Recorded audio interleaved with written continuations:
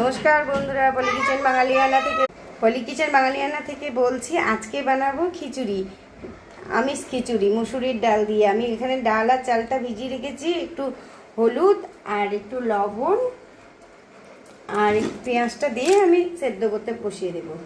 চাল ডালটা এখানে অনেকটা সেদ্ধ হয়ে গেছে। এখানে আলু ভেজে রেখেছিলাম, আমি আলুটা দিয়ে দিলাম।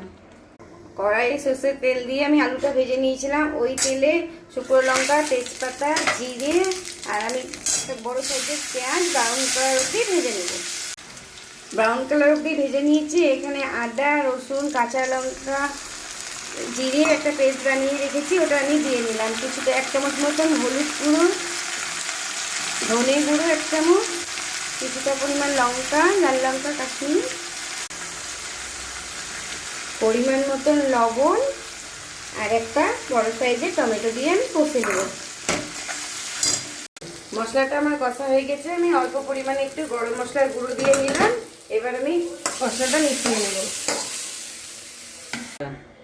আমার খিচুড়ির সাথে মেশানো হয়ে গেছে মশলা। আমি 1 চামচ ঘি আর অল্প পরিমাণে একটু চিনি আর একটু ধনেপাতা কুচি দিয়ে নামিয়ে নেব। দেখেন কত সুন্দর কালার এসছে। এই বর্ষার দিনে গরম গরম খিচুড়ি ভীষণ সুন্দর লাগবে। আপনারা একবার বানিয়ে খাবেন। অল্প পরিমাণ একটু ভাজা মশলা দিয়ে নিলাম।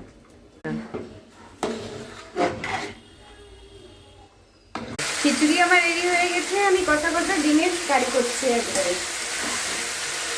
বর্ষার দিনে গরম গরম খিচুড়ি পুরো রেডি। খিচুড়ি, ডিমের কারি, বেগুন ভাজা আর গন্ধরাজ লেবু চিপে দারুণ সুন্দর লাগবে। ভিডিওটা যদি আপনাদের ভালো লেগে থাকে, লাইক, শেয়ার, কমেন্ট করে আমার পাশে থাকবেন। নমস্কার, ভালো থাকবেন, সুস্থ থাকবেন।